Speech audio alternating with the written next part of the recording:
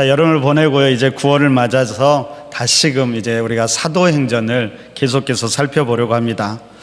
여러분, 예수님의 부활과 승천 이후에 강력한 성령의 임재를 경험한 사도들이 복음을 전하자 수많은 사람들이 믿게 되고 그들이 아름다운 교회 공동체를 이루어 가게 됩니다. 물론 연약한 사람들의 모임이었기에 때때로 문제도 있었지만 그 문제들을 잘 대처함으로 공동체는 더욱 든든해져 가고 복음도 계속해서 확장되어 갑니다. 물론 그때마다 외부적인 위협도 계속되지요. 복음을 전하던 사도들이 공회에 잡혀가서 위협을 당하고 심지어 스데반 집사는 복음을 전하다가 돌에 맞아 죽기도 합니다. 뿐만 아니라 예루살렘에 대대적인 핍박이 일어나기도 하지요.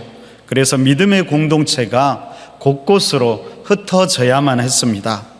하지만 그들은 그런 핍박 속에서도 그냥 단순히 도망만 치는 것이 아니라 가는 곳마다 복음을 전하는데 이로 인해서 복음은 예루살렘을 넘어 온 유대와 사마리아에까지 전해지게 됩니다. 이제 하나님은 이 복음이 온 땅, 세계 곳곳에 전할 준비를 해 나가는데 바로 믿음의 공동체를 핍박했던 사울을 믿음의 사람이 되게 해서 이방인의 사도로 삼는 것에서부터 시작합니다. 여러분, 사도행전 9장 1절부터는 바로 그 사울이 어떻게 믿음의 사람으로 변화되었는지 그 과정을 우리에게 잘 보여줍니다. 그가 다메섹 도상에서 예수님을 만나고 그는 전혀 다른 사람으로 변화되지요. 교회를 핍박하고 복음을 방해했던 사울이 이제 오히려 복음을 전하는 자가 된 것입니다. 근데 여러분, 사울만이 아니었습니다. 성령님은 이 일을 위해서 또 한 사람을 준비하는데 바로 그가 사도 중에서 베드로를 준비시키신 것입니다. 여러분, 사도행전 8장을 보면 사울의 박해로 인해서 빌립 집사가 사마리아로 내려가서 복음을 전한 이야기가 나옵니다. 이때 수많은 무리들이 복음을 받아들이지요. 이 소식이 예루살렘에 있는 사도들에게 전해집니다. 여러분, 사마리아인들이 복음을 받아들인 것은 그들에게도 대단히 충격적인 일이었습니다. 그래서 이 일을 확인하기 위해서 베드로와 요한을 사마리아로 보내게 됩니다.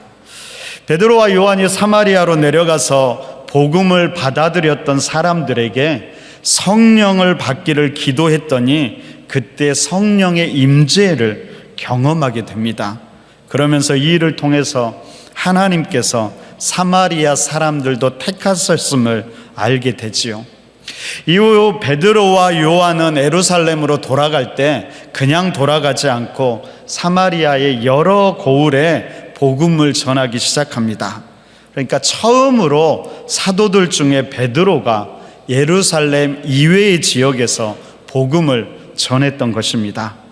자, 그러다가 오늘 본문 바로 앞에 나오는 26절과 30절을 보면 변화된 사울과 그리고 베드로가 예루살렘에서 만나는 장면이 나옵니다.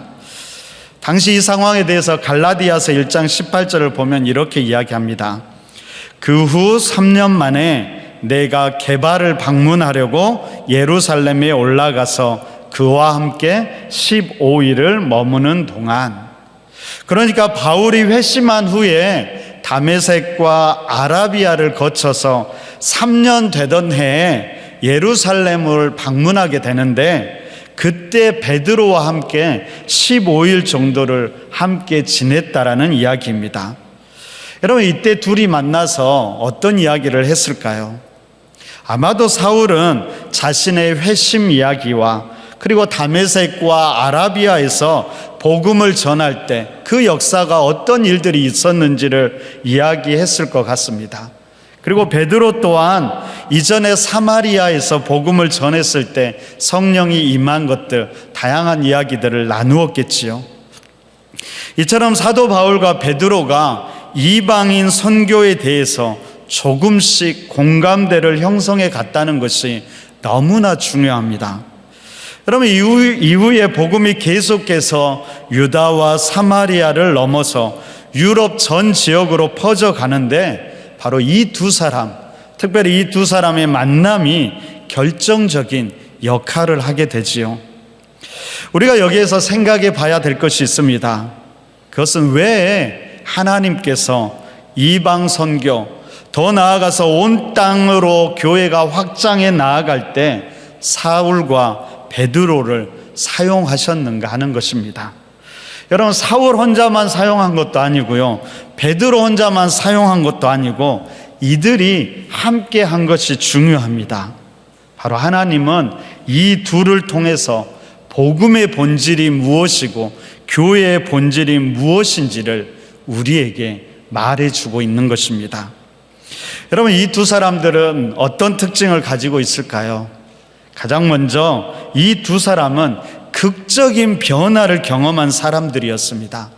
여러분, 말씀드렸듯이 사울은 열심히 믿음의 공동체를 핍박하던 사람이었고요, 베드로는 수제자였지만 예수님을 3번이나 부인했던 경험을 가지고 있었습니다.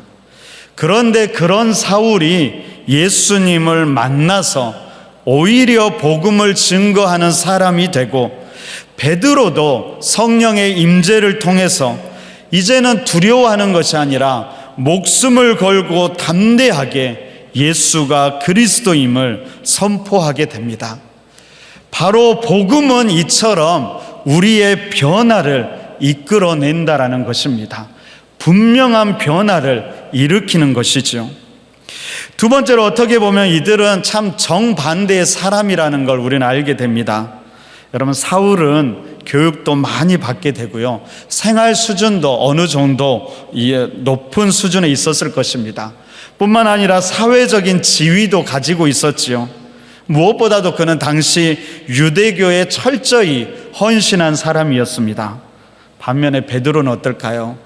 지극히 평범한 어부였지요. 그리고 유대교의 영향 아래에 있기는 했지만 점차 유대교의 영향에서 벗어나 예수님을 주님으로 섬기기 시작합니다. 전혀 어울리지 않는 사람인데 이들이 만나 함께 교제합니다. 이처럼 복음은 전혀 다른 사람들을 하나 되게 하는 힘이 있는 것이지요. 여러분, 세 번째로, 베드로는 예루살렘 공동체를 만들고 이끌어갔던 핵심 인물이었고요, 바울은 이방 땅의 이방인들의 교회를 세운 핵심 인물이었습니다. 교회는 이 두 가지의 균형을 유지해야만 합니다. 여러분, 복음은 끊임없이 경계를 넘어서 확산되어야 하지요. 여러분, 이 경계가 단지 지역적인 경계, 인종적인 경계만을 말하는 것은 아닙니다. 유대교라는 종교적인 경계도 넘어야 하고 다양한 문화적인 경계도 넘어서야만 합니다. 그러면서 각 지역을 기반으로 한 그 지역만의 독특한 교회의 공동체가 그곳에 세워져야 하는 것입니다. 바로 이것을 교회의 지역성, 독특성이라고 이야기합니다. 하지만 여러분, 이 복음은 반드시 예루살렘 교회, 더 구체적으로는 사도들과 연관되어야만 합니다. 지역과 인종은 다르지만 한 복음 안에서 한 하나님을 섬기며 하나된 교회를 이루어 가야 하는 것이죠. 바로 이것을 교회의 공교회성이라고 이야기합니다. 여러분, 사울은 교회의 지역성, 독특성을 대표한다면 베드로는 교회의 공교회성을 상징하면서 하나님은 교회가 독특성과 공교회성을 균형 있게 갖추어 가기를 바라고 계심을 알게 됩니다. 우리 길가의 교회도 우리만의 독특성을 찾아가야 하지요. 동시에 어떻게 하면 다른 교회들과 더 나아가서 여러 다양한 신앙 공동체들과 연합하며 하나님 나라를 이루어 갈 것인지, 하나됨을 이루어 갈 것인가를 고민할 수 있어야 합니다. 바로 이런 고민들이 우리 교회 하반기 동안, 더 나아가서 앞으로 우리 길가의 교회 미래를 향한 고민들이 되었으면 좋겠습니다. 아무튼 이런 베드로와 사울의 연합함을 통해서 바로 31절에 은혜가 고백되는 역사가 일어나게 됩니다. 우리 31절을 함께 읽어보도록 하겠습니다. 함께 읽습니다. 자, 시작. 그리하여 온 유대와 갈릴리와 사마리아 교회가 평안하여 든든히 서가고 주를 경외함과 성령의 위로로 진행하여 수가 더 많아지니라. 여러분, 바로 이러한 때 이제 교회가 평안 가운데 머물게 될 때 32절에 보니까요, 이렇게 이야기합니다. 그때 베드로가 사방으로 두루 다니다가 룻다에 사는 성도들에게 내려갔더니, 여러분, 핍박과 고난은 갈수록 더 거세졌지만 그 속에서도 온 유대와 갈릴리와 사마리아 교회가 평안하여 든든히 서가고 주를 경외함과 성령의 위로로 진행하여 수가 더 많아지게 되자 베드로는 룻다에 사는 성도들에게, 성도 공동체에 다시 내려가게 되지요. 가는 길목에서 그가 복음을 전하기는 했지만 주 목적이 뭐였냐면 이미 룻다에 있던 공동체를 다시금 돌아보고 돌보기 위함이었습니다. 이것을 뭐라고 말할까요? 지금 우리들의 말로는 신방한다라고 이야기합니다. 여러분, 신방 참 쉬운 말 같은데 결코 쉽지가 않지요. 제가 첫 전임 전도사를 섬길 때 목사님을 모시고 이렇게 신방을 가곤 했습니다. 그러면 성도들이 항상 신방 감사헌금을 하곤 했었습니다. 그때 많은 분들이 그 봉투에 뭐라고 적는지 아십니까? 신방 감사 헌금이라고 적더라고요. 그때마다 목사님께서 웃으시면서 농담으로 이렇게 이야기합니다. 집사님, 언제 또 결혼해서 신방을 차리셨어요? 그렇게 물어보곤 했습니다. 그러니까 신방이 아니라 신방이지요. 찾을 심, 방문할 방 또는 물을 방입니다. 여러분, 말 그대로 신방이라는 것은 찾아 방문한다라는 뜻으로 목회자가 성도들의 가정을 방문해서 영적인 상태를 살피고 말씀과 기도로 격려하는 사역입니다.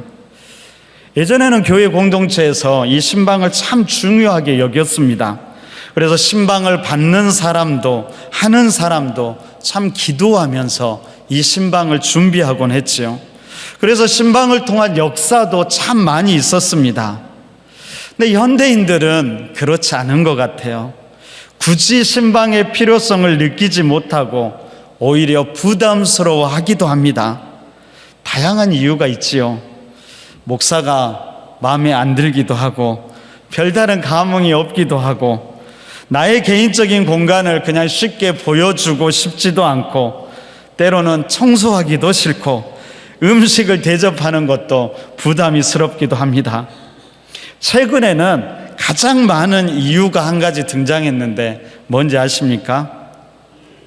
애완견 때문이랍니다. 외부인이 오면 애완견이 스트레스를 받아서 안 된다라는 겁니다. 여러분, 이유야 여러 가지가 있겠지만, 야, 이제는 목사가 개한테도 밀리는구나, 그런 생각을 하면 자괴감이 들기도 합니다. 여러분, 이런 신방이 언제부터 생겨났을까요? 오늘 성경에서 보여지는 것처럼 여러분, 초대교회 때도 이 신방이 행해졌습니다. 그런데 좀 더 구체적으로는 아마 종교개혁 때부터 행해졌다라고 합니다.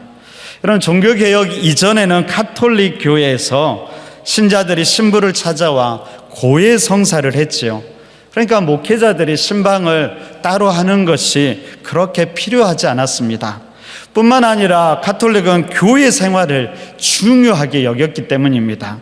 그런데 종교개혁을 통해서 이 고해성사 제도가 폐지되고, 그리고 종교적인 삶뿐만 아니라 성도들의 일상의 삶이 중요해지면서 그 일상의 삶 속에서 다른 믿음의 삶을 살아가도록 돕기 위해서 그때부터 신방이 강조되었다라고 합니다. 저는 가끔 이런 교회를 상상해 봅니다. 주일에는 성도들이 교회에 와서 함께 예배드리고 교제하고 늦게까지 함께 지냈으면 좋겠고요. 주중에는 목사들이 성도들의 삶의 자리로 찾아가서 그곳에서 함께 예배하고 기도하면서 일상의 예배의 삶을 회복해 가는 것입니다. 그런 교회가 가능할까요? 여러분, 그렇게 가능할까요? 대답을 안 하는 거 보니까 쉽지 않을 것 같습니다. 그래도 100%는 아니더라도 계속 이런 방향으로 한번 노력해 보려고 합니다. 여러분, 두 곳 모두가 중요하지요. 함께 모이는 공동체의 삶, 그리고 우리 일상의 삶, 그 모든 곳에서 온전히 하나님을 높이고 예배하는 삶이 이루어져야만 합니다. 아무튼 베드로가 신방하러 그곳을 찾아가서 8년 동안 중풍병을 앓던 에니야를 만나게 됩니다. 그때 베드로가 그를 향해서 이렇게 이야기합니다. 34절을 보세요.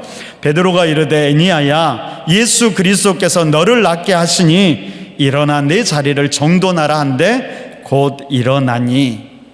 그들이 베드로를 따로 청하지 않았음에도 베드로가 그곳에 가서 에니야를 치유해 줍니다.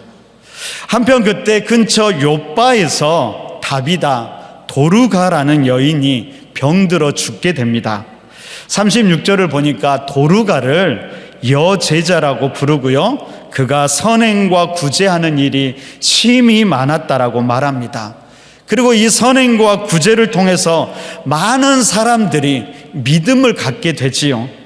그러니까 그녀의 선행과 구제는 단순히 그녀의 성품 때문만은 아니었습니다. 오히려 복음으로 인한, 복음을 위한 선행과 구제였던 것이지요.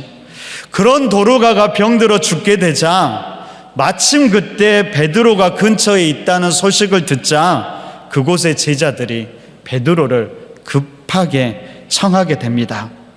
그리고 베드로가 오자 베드로에게 눈물로 도르가가 살아생전에 행한 선한 일들을 이야기하지요. 그들이 베드로에게 기대한 것은 무엇이었을까요? 베드로가 특별한 권능으로 그를 다시 살리기를 바랬을까요? 그랬을지도 모릅니다. 아니면 그렇지 않더라도 적어도 도르가의 죽음 앞에서 슬퍼하는 성도들을 위로해 주기를, 그리고 하나님의 뜻을, 거기에 담긴 하나님의 뜻을 분별해 주기를 원했을 것입니다. 근데 여러분, 목회자들도 하나님의 뜻을 알기가 어려울 때가 참 많이 있지요. 특별히 질병이나 죽음 앞에서는 더욱 그렇습니다. 왜 하나님이 우리를 아프게 하는지, 왜 하나님이 사랑하는 사람을 빨리 데려가는지 우리는 다 알 수 없습니다. 분명 삶과 죽음은 하나님의 영역입니다. 그럼에도 우리가 여기에서 주목해야 할 것이 있는데, 그것은 치유하는 일이 계속되고 있다는 것입니다. 여러분, 이 치유하심은 철저히 예수님에게 속한 일입니다. 그래서 베드로가 에니야를 치유할 때도 예수 그리스도께서 너를 낫게 하신다라고 그렇게 고백하지요. 예수님이 이 땅에 계실 때 수많은 사람들, 다양한 병자들을 치유하셨습니다. 부활로 승천하시면서 자신과 똑같은 보혜사 성령님을 보내주셨습니다. 그리고 그 성령님을 통해서 그 치유의 역사가 지금도 계속됨을 성경은 보여주고 있지요. 성령님은 병든 에니야를 치유하면서 그의 삶을 회복시키셨고, 죽은 도르가를 다시 살리심을 통해서 그의 삶 속에서 생명의 부활의 소망을 갖게 하셨습니다. 여러분들은 이런 기적의 이야기를 들으면 어떤 생각이 드십니까? 요즘에 저는 너무나 부럽습니다. 제가 처음 목회자로 부르심을 받으면서 제가 큰 은사를 바란 것은 아니었습니다. 다만 바르고 성실하게 목회하려고 마음 먹었었지요. 여러분, 정직하게 말씀을 묵상하면서 그 가운데 하나님을 경험하고 그렇게 깨달은 말씀과 은혜를 바르게 전하고 성도들 한 사람 한 사람을 위해서 진심으로 기도하고 섬기는 그런 목회자가 되고 싶었습니다. 그거면은 충분할 거라고 생각했지요. 그런데 목회를 하다 보니까 그 이상의 것이 필요하고 사모하는 마음이 자주 들곤 합니다.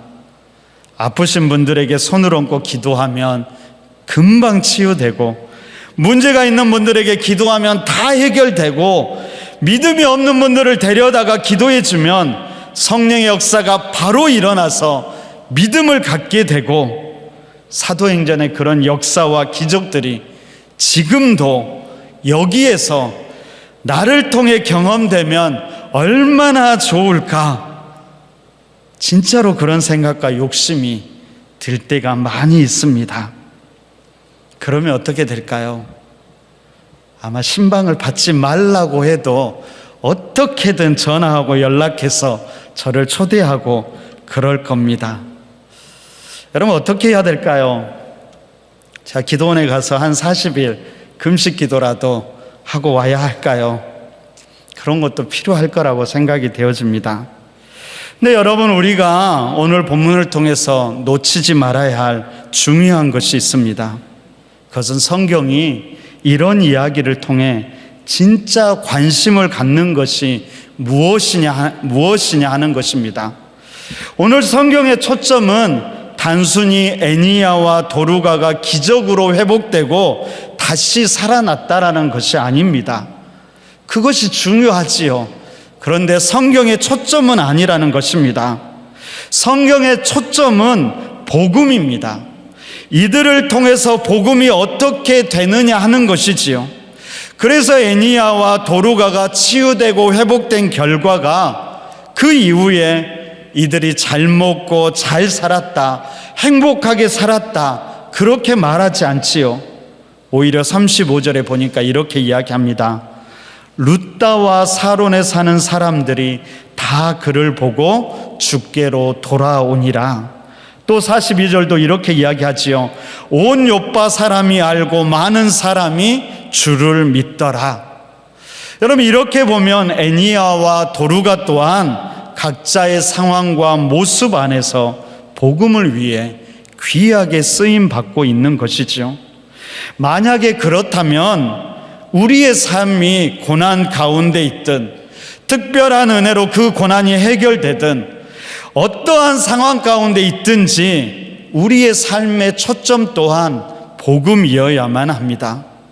모든 것이 해결되어야만 하나님을 예배하고 증거하는 것이 아니라, 여전히 아픔과 고난 가운데 있을지라도, 아직 삶의 모든 문제가 여전할지라도 우리의 삶은 복음을 드러내고 증거할 수 있어야 한다는 것입니다.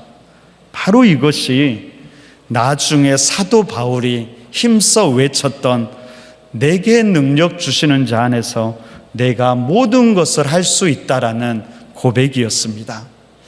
한번 따라해 볼까요? 내게 능력 주시는 자 안에서 내가 모든 것을 할 수 있습니다. 바로 이 고백은 내가 어떤 상황 속에서도 복음으로 반응하겠다라는 결단이 담겨 있는 것입니다. 여러분, 오늘 보는 본 마지막 43절을 보니까 베드로가 요빠에서 시몬이라는 무두장이의 집에 머물렀다라고 말합니다. 여러분, 무두장이는 가죽 가공업자지요. 여러분, 무두장이는 그 가죽을 만드는 사람, 그런 동물의 사체와 직업으로 부정한 사람으로 취급되었습니다. 그럼에도 베드로가 그의 집에 머물렀다는 것은 베드로가 계속해서 경계를 넘어서고 있다는 것을 우리는 알 수 있습니다. 당시에 베드로의 이런 모습이 모두를 기쁘게 하는 것은 아니었을 겁니다. 어떤 사람들은 분명히 이런 모습에 불편해하면서 그것이 사도의 타락된 모습이라고 말하기도 하고, 그런 베드로를 신랄하게 비판하기도 합니다. 베드로에게도 고민이 있었겠지요. 결코 그에게도 이런 일들이 쉬운 일은 아니었을 것입니다. 하지만 베드로는 기꺼이 이 일에 순종합니다. 분명히 복음의 역사는 성령님께서 주도하시지만 또한 그 성령님과 동행한 사람들, 그 역사에 순종하는 사람들이 있었다라는 사실을 우리는 주목해야 합니다. 그런 사람들을 통해서 복음은 계속해서 한계를 넘어 확장되어 가고 그 복음이 결국에 바로 이곳까지, 우리에게까지 전해지게 된 것이지요. 그럼 우리 길가의 교회와 성도들 또한 이제 그런 사람이 되길 소망해 봅니다. 단순하게 베드로는 그들은 그럴 수 있지, 하지만 나는 이런 이유 때문에 절대로 안 돼, 그렇게 생각해서는 안 됩니다. 성령의 이끄심에 기꺼이 순종하는 결단이 우리에게도 필요합니다. 바로 그런 우리를 통해서 복음이 다양한 경계를 넘어서고 그리고 우리가 소망하는 그 땅, 그 생명 가운데에도 바로 복음이 전해지게 될 것입니다. 그런 결단과 헌신을 드리는 귀한 성찬회식 그리고 9월 첫째 예배가 되기를 간절히 바랍니다.